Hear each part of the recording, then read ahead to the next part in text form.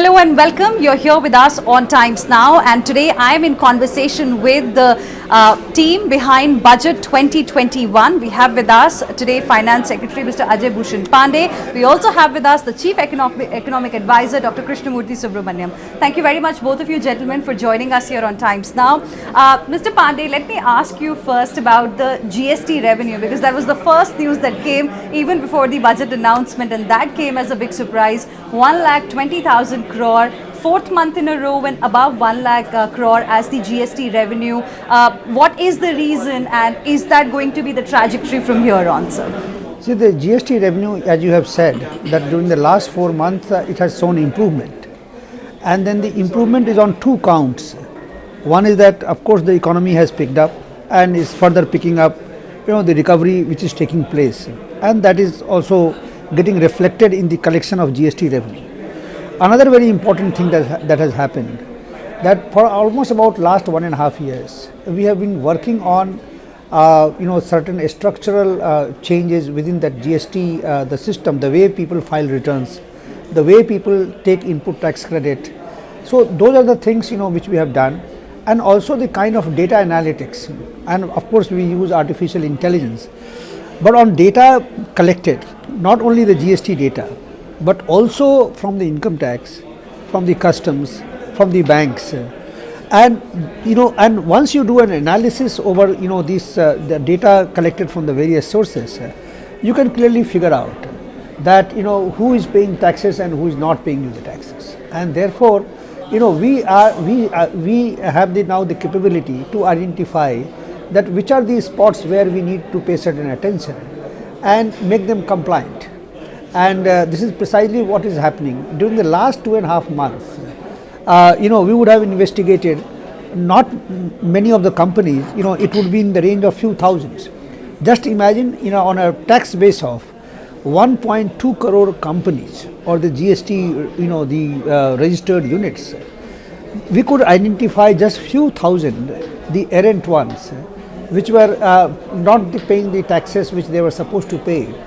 And either they were understating or they were overstating to make somebody else evade the taxes and pass on the through the fake bills or through the the fake input tax credit, which others used to take advantage and pay us a lesser tax.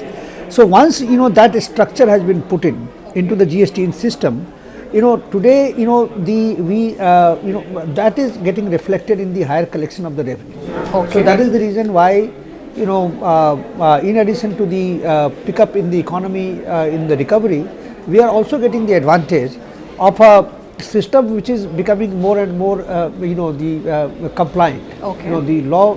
So once the law becomes compliant, one other important factor is that if your system is let us say a large number of people are non-compliant, then what happens is that those who want to be compliant, in order to remain competitive in the business, they also slowly slip into this non-compliance regime, and that is a very, very dangerous, because it is going to impact your collection for all times to come. So the whole emphasis, our emphasis is that you should make a system in such a manner that the people are people are compliant, and once a large majority of people are compliant, then naturally anyone who is not compliant, he's a kind of outlier, and outlier can be dealt with separately. So this is exactly what we have done. So after the COVID shock, it seems at least the GST setup is getting back on its feet. In a situation like this, will you recommend further rationalization of the GST rates? So before I respond to that specific question, let me just take a minute to outline, I think, what I think is a really very, very good budget. For me, this is the first budget of the decade, and it actually lays the foundation for not only growth to be very, very robust in the coming year, but also lays out the foundation for growth to reach back to 8% plus, in this decade. I think there are a few important steps that have been taken. If when history looks at this budget, it actually will look at for, I think, three things. One is it's a signature moment in terms of the healthcare spending, huge increase, almost 140%. Also, the scheme that has been announced, Atmanirbhar Bharat Swasthya Yojana. Yes. And if you would recall the Atmanirbhar Bharat, the Ayushman Bharat Yojana, and is having impact. So, in that sense, this is actually an important signature moment. Secondly, if you look at the financial sector, which even before COVID was, there were problems, and now, with the privatization of 2 public sector banks, the bad bank situation, enabling that in the private sector, insurance, FDI actually being relaxed, that's a key second. And the third thing is, if you look at in terms of the transparency and the credibility of the numbers, for now almost many years actually, I think at least more than a decade, that has not been the case with many budgets. Last year's budget made a very good beginning by laying out the extra budgetary resources in the speech. This time there is nothing off budget at all. I think that's a very important change, and all the projections, including the growth rate, the tax buoyancy, non-tax, everything has been done very well. So this is therefore, I think, foundational and a very, in some sense, actually a dream budget. I think on the GST recommendations, as the finance secretary was saying, the structure, especially on the compliance part, has been really worked on. Ma'am also mentioned in her budget speech that she would be working with the GST Council to enable some rationalization. I think we'll have to wait for that statement of intent to actually get operationalized in the GST Council. But I think the intent itself, declared in the budget, is a very good sign. I would, as an economist, I would say that is something that should be done. With now the structure getting enabled and very good buoyancy coming, I think the rationalization will only provide a further fillip to the GST revenue. Okay. Now talking about the issue of disinvestment, a lot of people are saying, especially those in the opposition, that it's like selling families' assets, families' silver, because now you've decided to have a timeline as well. This year as well, disinvestment has got a very aggressive target. First, is it realistic? And second, your response to this argument of selling families' silver, the only assets that we have. See, this comparison with the silver, if you see historically, if you see many public assets, the public assets, some, maybe 20 years back could be a silver, but today it is not worth anything, right? So it's not that what you consider as a silver is something is going to remain silver forever, because what the history has taught us and the experience of past few decades have taught us that the government should not be in business of running companies, going by our overall approach that minimum governance and minimum governance. Government should be in areas, in a very minimum number of areas. In fact, the policy which the finance minister has announced, that the government will be in only very few strategic sectors. There are the 4 strategic sectors, and within that also, in a very minimum number of public sector companies will be there. Rest all has to be disinvested. The private, those who need to be in that kind of a business, they should be there. So the government has to make way for them, so that the economic gain and then the efficiency, can be achieved, and then the people at large should be benefited. So therefore, a comparison of public, the silver and the selling the silver, it should not be taken from that particular point of view. Okay. And let me add, actually, yes. I think there are problems with both those words, family and silver, because the entire economy should be considered as family, not just the public sector, and especially in an economy like India, where 90% of, if you take the GDP, consumption and investment comes from the private sector. So I think private sector can actually feel offended by them not being included in the family, number one. Okay. Second, as finance secretary very rightly mentioned, that this argument that it is silver actually has long been discredited. And if you would recall last year's economic survey on privatization privatization and wealth creation. The first chart showed how the announcement of the privatization of Bharat Petroleum, BPCL versus HPCL, showed that the value increased by about 54,000 crores. In other words, if you take the entire economy as the family, the value of the family increased by 54,000 crores just based on the announcement. So neither the family part is correct nor the silver part is correct. Okay. And these are basically just, sort of in some sense, जैसे हिंदी में बोलते हैं ना, घिटा पिसा arguments, actually words that are being used. So it enhances the value of of the assets in the family, and therefore this is something which is highly recommended. When you take it, put it together with the enterprise policy that was announced as part of Atmanirbhar Bharat, and which the finance minister has actually talked about, and the strategic, just 4 strategic sectors. I think these are all excellent moves, especially in a country where the first industrial policy had given the commanding heights of the economy to the public sector. Now we're actually really implementing, giving the commanding heights of the economy to the private sector, and implementing what the Honorable Prime Minister talks about, minimum government and maximum governance.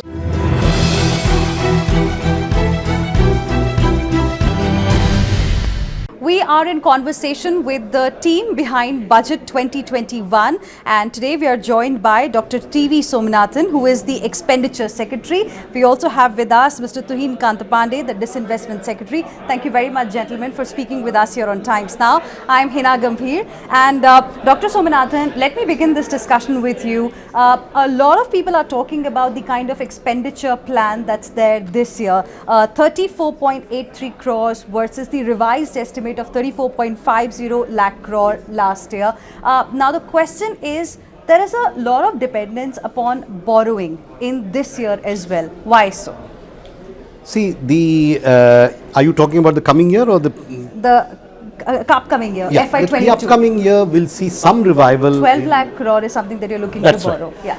You will see a revival in tax revenue in the coming year, but it will still not be enough to make up for the loss of basically 1 year of GDP growth which has happened between 2019 and 2020.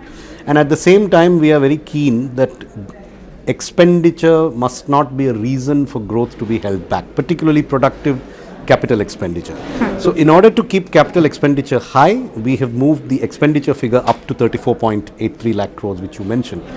And a realistic estimate of revenues, which is what we have tried to do without being over optimistic or projecting something that may not materialize. So in every aspect of this budget, realism has been an underlying feature. So the expenditure projections are realistic, the revenue projections are realistic, and that leaves a gap which needs to be filled, and that gap is of the order of 12 lakh crores. But if we can get the growth process back, then we should see more buoyant tax revenues in the years coming after that, and that should enable us to come back to a lower level of fiscal deficit. But sir, last year was a difficult year. We all know that. GST, which is a big source of revenue for you, was badly hit. But this year, as you're going to begin the next financial year, you're going to have probably a GST collection of about 1+ lakh crore. That's the trend that has been. So despite that, you are aiming for a 12 lakh crore borrowing plan? That's right. Because while the GST revenues may be rising, see, direct tax revenues have a lag. And this is a very bad year for many businesses. But then you extended the deadline as well for That's right, but filing the profits taxes. are down. Profits are down. If profits are down, however much you may extend the deadline, if a profit-making company becomes a loss-making company, the entire income tax is lost. It's not a proportionate decline. It is not that when the growth comes from, say, 6% to -6%, that's not the proportion in which the direct tax revenues fall. When a company goes from a profit to a loss, the tax goes from, say, X to 0. So we do have to be very careful about estimating tax revenues for next year, both for individuals, many people are out of jobs, and companies, many of whom have made losses. It will take time for them to redeem themselves, come out of the losses, and then return to a normal profit cycle with normal tax revenue. But I'm sure you're banking a lot on his department. Oh, yes. So is the target for this year realistic, sir? Yes, I think it's a realistic target and we are hopeful of achieving it. Okay. And are we likely to see a fresh pipeline for FY22, or the pipeline that you're already working with is something that you will continue to work with? No, I think if you really notice, Honorable Finance Minister has announced a very big directional shift in the policy of the government vis-a-vis the public sector enterprises. And the public sector enterprises include the public sector banks as well as public sector insurance companies. What has been stated is that there will be 4 broad sectors in which a bare minimum presence of the public sectors will be going forward, will be allowed, will be retained, and the rest will be open for privatization or for merger or consolidation. Then there are the non-strategic sectors. The enterprises can be actually be privatized. Of course, it will take time. There will be a roadmap, but it is a very important directional shift that the business in which except for where we require for national security or energy security or for critical infrastructure or for financial services, the rest of it actually can be put into this private hands. And this policy, which takes shape, gets implemented over a period of 4 to 5 years, because actually disinvestment will be dependent on timing, sequencing and so on. But it will be a very important growth path for the economy structurally, because ultimately it will unleash the productivity, it will unleash the growth momentum and consequently employment in the economy. Now, talking about the fiscal deficit targets, it's quite a bold one that we have for this year as well as for next year and the path that we have. What was the rationale behind exceeding it, beyond 7.5%, which was the broad expectation of the economists? I think basically the economists were wrong, because I think they were reading too much into very short-term trends. This is not a year when trend following will get you an estimate. A lot of them have been looking at the average expenditure between April and November, whereas in fact if you look at the curve or the way the expenditure, it's been suddenly much higher after October, which is a conscious policy that we followed. So it's very difficult for an outside analyst to estimate how that curve will behave in the remaining 4 months of the year. And I think that is where most of them got it wrong. So many of them were projecting aggregate expenditure to be somewhere like 30.5 or 31 lakh crores, when in fact the figure is going to be 34.5. Part of that extra expenditure is because we have onboarded some of the food subsidy, which was earlier treated as off budget.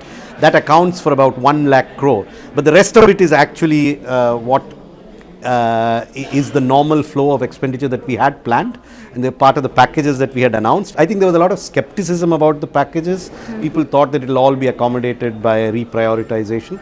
We've done a substantial amount of reprioritization.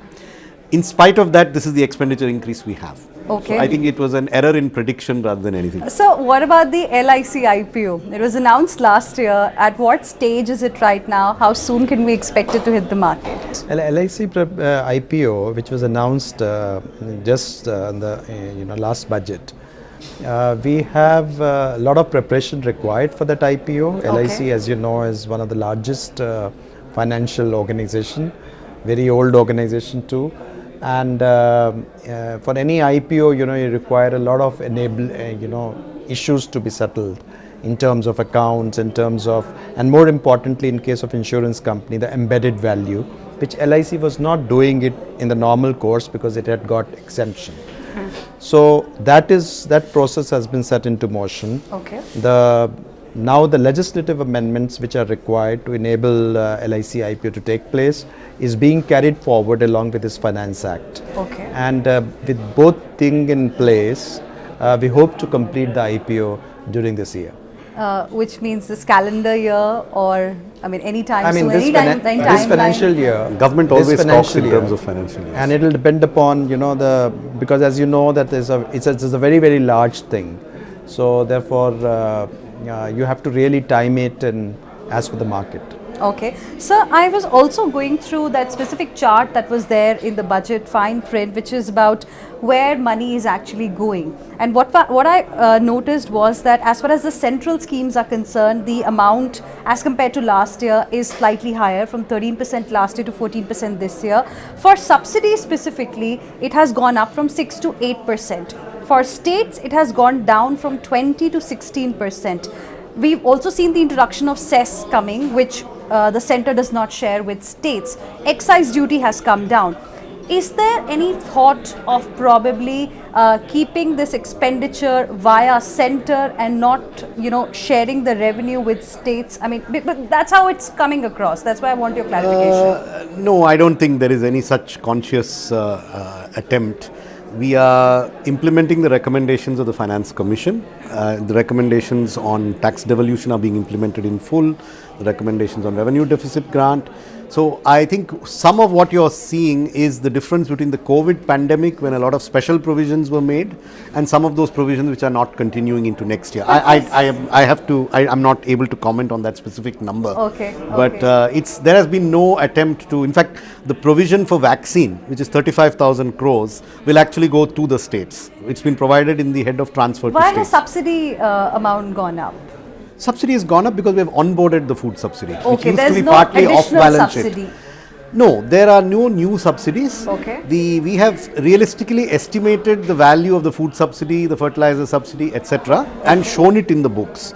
Earlier, a part of the food subsidy was being given as extra budgetary resources through the National Small Savings Fund. Okay. So, for example, the budget estimate for food subsidy in the current year was 1,22,000 or so. Next year, it's 2,50,000. That is not necessarily because anything great has increased in the food subsidy. It is because we are showing the full food subsidy as part of the budget. Okay. So that will show an increase in the reflected subsidy number in the budget. Yes, that's there. So I also want to ask you about Air India's privatization process. At what stage are we right now? Are we likely to see that finishing in this financial year or FY22?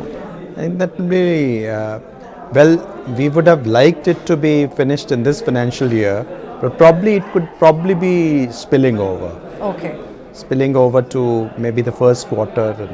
At what stage is it right now? How many bidders actually qualified? Well, I'm afraid I cannot divulge that. You just said multiple bids. Yes, I'm afraid. I think the reason behind is that we need competitive bids and we do not want one competitor to know who else is bidding. What is your view on the trajectory of the fiscal roadmap that has been given? As the Finance Minister clearly mentioned in her speech, so the coming year will be a fiscal deficit of 6.8% is what is projected. And it is intended to bring that down to 4.5% of GDP by 25-26, which means over a 4-year period. So in 4 years, the deficit is intended to come down to below 4.5. We have not specified the number, but we have specified it will be below 4.5. So that requires, it depends on the rate of growth. It depends on the rate of growth of taxes and the compliance, and of course expenditure planning as well. But I think with these three devices, we are quite optimistic that we'll be able to achieve this consolidation. And again, it's a realistic and achievable roadmap. That is why we are not going with anything, which looks good but may not be achievable. Right, gentlemen, thank you very much, both of you, for speaking with us here on Times Now and explaining to us the rationale behind some of the bold decisions that have been announced in Budget 2021. Thank you very much. Thank you.